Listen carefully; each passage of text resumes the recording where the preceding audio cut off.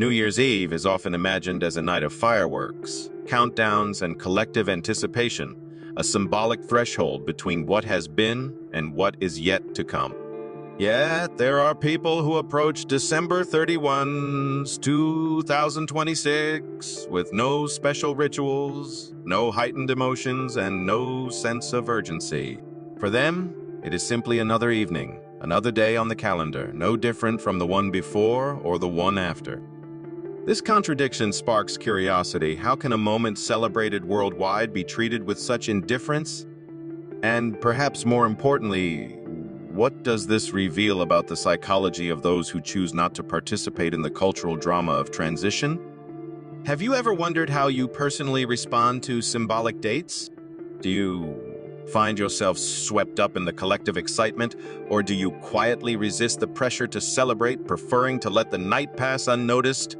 Reflecting on this comparison opens a window into the deeper layers of human behavior, because the way we treat New Year's Eve is rarely about the date itself. It is about how we relate to time, identity, and the expectations of society. Psychologists often describe time as both objective and subjective. Objectively, December 31 is just another day, but subjectively, it carries meaning because culture has decided it should.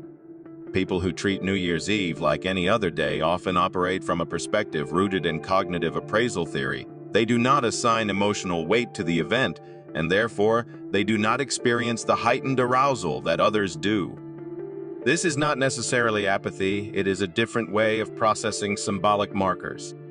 For some, it reflects a personality trait known as low sensation seeking, where individuals are less motivated by novelty or collective excitement. They may find meaning in quieter, more personal rhythms rather than in socially constructed milestones. Another angle comes from identity theory. Celebrations like New Year's Eve are collective rituals that reinforce belonging. When someone chooses not to engage, it can signal a form of identity independence. These individuals may resist external pressures, preferring authenticity over conformity. Imagine a person who has spent years feeling disconnected from societal expectations. Perhaps they grew up in a household where celebrations were minimal, or perhaps they have learned to distrust the artificial optimism of resolutions. For them, ignoring New Year's Eve is not an act of rebellion, but an affirmation of self. I define my own markers of change. This aligns with psychological models of autonomy, where self-determined individuals prioritize internal values over external cues. Attachment dynamics also play a role. People with avoidant attachment styles often minimize emotional highs and lows, preferring stability over fluctuation. For them, New Year's Eve may feel overwhelming, a night filled with forced intimacy, exaggerated joy, and social obligations. By treating it as a normal day, they maintain emotional equilibrium. In contrast, those with anxious attachment may cling to the ritual, fearing that missing out would mean exclusion. The avoidant individual's indifference, therefore, is not a lack of feeling, but a strategy for emotional regulation.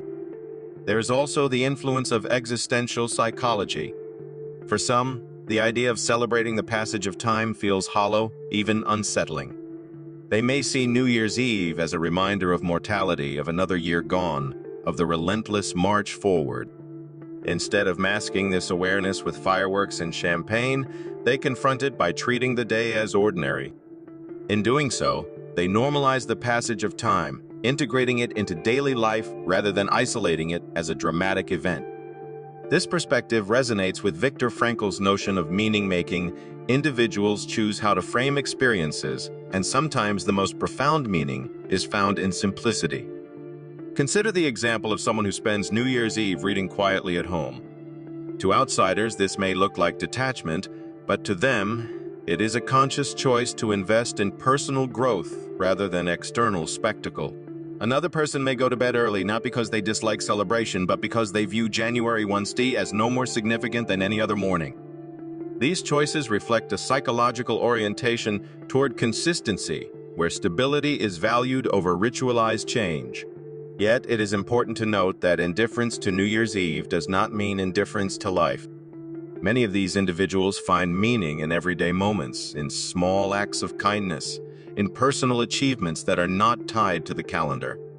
Their refusal to dramatize December 31st is, in a way, a rejection of performative culture. They remind us that transformation does not require fireworks. It requires intention, and intention can begin on any day, at any hour. So what does this mean for us? Perhaps the deeper truth is that the way we treat New Year's Eve reflects how we treat transitions in general. Do we need external markers to motivate change, or do we carry the capacity for renewal within us at all times?